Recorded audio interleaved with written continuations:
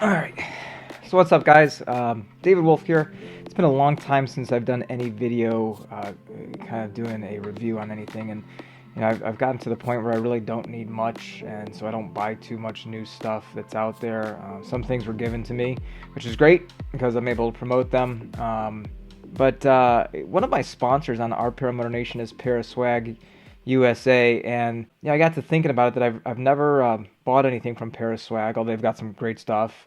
I got a T-shirt from Mark, but I decided I wanted to just buy something on my own and not to ask for anything for free. I don't like to do that, and I ended up getting the FLI Light Fuel Gauge indicator from them. It's like $129 and change, so it wasn't too expensive.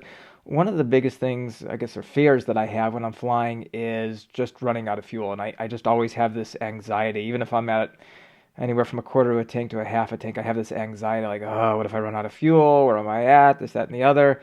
And I've done the mirror thing and didn't really like it because, my hand's vibrating and, with the flying. And so it's kind of hard to see where the fuel's at. And I've done the same thing with my phone to be able to look there and see as well. But so I was really intrigued by this. Mark had talked about it when he was on Our Paramotor Nation, and really got to thinking about getting one of them. And later that night, he sold out. And a couple weeks later, he was talking that he had just gotten some more in, so I went ahead and got one. So I thought I would do a review on it, see how it is, see how easy it is to put together, and see what it's like when it hits the different marks on the fuel. So we're going to head over to the garage. We'll go check it out and see what we think of it. And if you like it, I'll go ahead and leave a link in the description so you can go ahead and get one for yourself. All right, let's take a look and see what comes with the package. So you've got your control box, your sensors, your remote, some zip ties, your instructions, and of course a Paraswag USA sticker. And you're going to also need a 9-volt battery. So looking at my paramotor, you can see the fuel level's right about here. Maybe, I don't know, a quart or two left. So I want to get this thing a little bit more emptied out. So I'll probably go fly in the morning for about 15 minutes, stay close to the LZ, and get this thing emptied out as best as possible so that I can put one sensor as low as possible, another one a little bit higher, and a third one up here. In the meantime, I'm going to go ahead and put everything on because I'm not going to calibrate it until the tank is completely emptied out. Then I'll fill it up little by little and see how the sensors work. Okay, so I'm putting the 3 sensors on right now and just peel the red tab off. You got the sticky on the back here. All 3 sensors look like they're exactly the same. So it doesn't really matter which one you put where. But I'm going to put this pretty darn low so that I know that it's maybe got a quarter of a tank left if it gets past this. I'm going to put my second one up maybe an inch or 2 higher than that. So probably has 2 to 3 quarts left. This tank is actually... it didn't come with any markings on it, so I really don't even know at that point where the fuel would be. It doesn't have how many quarts are in there. But it's a great product. It's a Fly Products rider with a Moster 185. That's what I fly. So I'm putting it right behind the seat. I've got all 3 mounted just like that. And they're on there pretty tight. So let's take a look at the control box. That's going to be the next thing we mount. Okay, so I just mounted the control box here with a couple zip ties. There's a couple openings in the back that you can run the zip tie through, and it's on here nice and snug and probably get a little bit tighter. And you can see there's the 9-volt battery goes here, and we'll be plugging in the sensors to these guys right here. There's a little gap at the top where the lines can come through either at the top or at the bottom, so we'll be plugging those in next.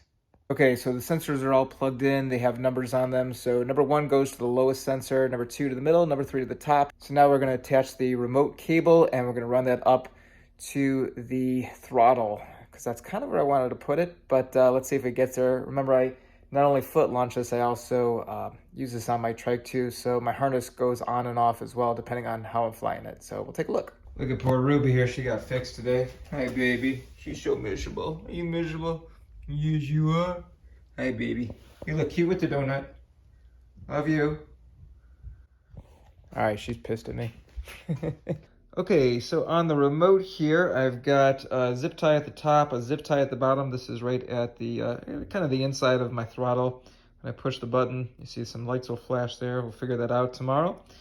And then we got a lot of zip ties, but I really don't like zip ties on my throttle cable, so I use some black tape going all the way up. And then once I got back in here, I made sure I wasn't going over anything or around anything that needs to come on and off easily. So That's easily accessible.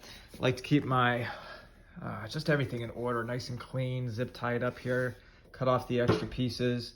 Of course, the control box, everything fits in the control box. The lines for the sensor are zip tied up here too, and everything's looking pretty orderly at this point. So we'll go ahead and empty out the tank and we'll calibrate the sensors and get this guy working, see how it works. Very excited. One last thing too. So since I already have a Paraswag sticker on my trailer, I got this extra one. I'll put it right next to the Flylight control box there. So if anybody asks where I got it, I can say, it's right there, Paraswag. Alright, so my plan is to stay pretty close to my LZ just to make sure if I do run out of fuel. I think I've got about 20 minutes of fuel, but just in case I do, I'll be pretty close back here where I can land. And if I look right here, my fuel sensor, I can see those lights blinking. So they're not calibrated yet, but they will be. And they'll all mean something. We'll figure that out when we land. It's really, really beautiful up here today. Glad I got to come up. I really do like the new button there. It's real convenient, nice spot for it. So when I do run out of fuel, or if I'm getting low, it's going to be real easy instead of trying to use a mirror to look behind me. So I'm excited about that. All right, so I just landed and I've got almost an empty tank, and I just read through the real comprehensive instructions on how to calibrate. Did that already, and what I'm gonna do now is I'm gonna start filling up the fuel tank. But let's take a quick look here at the button so you can see here when now that I've calibrated it.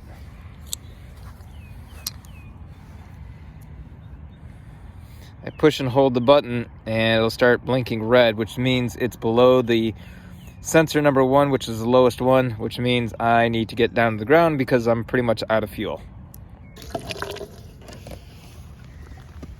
Okay, now just filled it up, and the fuel line, so you can see there's sensor 1, and though it's just above the sensor 1 now, and the fuel line is below sensor number 2, I kind of moved number 1 over a little bit.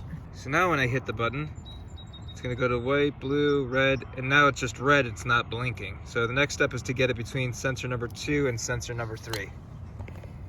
Okay, so I just got the fuel up above sensor number 2, and now when I come back over here to my button, I'm gonna push and hold it, and that is a yellow light, which means we are between sensor number 2 and number 3. All right, finally you can see the fuel levels just above the third sensor, sensor number 3, the top sensor. So now when I bring my camera over here, I click on the button, and now that is a blue color. So I know that I've got plenty of fuel. So I really like the FL light, fuel light indicator. Keeps me from having to pull out a mirror or take my phone and bring it down and look and see how much fuel I have. I like it. I like it a lot. I think it was worth the money. It was very simple to install, and what's nice about this is that when I'm flying a tandem on the trike, I can go ahead and fill it up to the top and not worry about the weight. But here, if I'm foot launching it, I can just fill it up a third of the way or half of the way, and I'm not going to carry much weight. That fuel right there for me at 155 pounds is going to probably last me an hour and a half of flight time. So real happy with it. Thank you, Paraswag, for supplying it. Mark, George, and Chris, you guys rock. Go check out Paraswag. They got a lot of great stuff for you guys.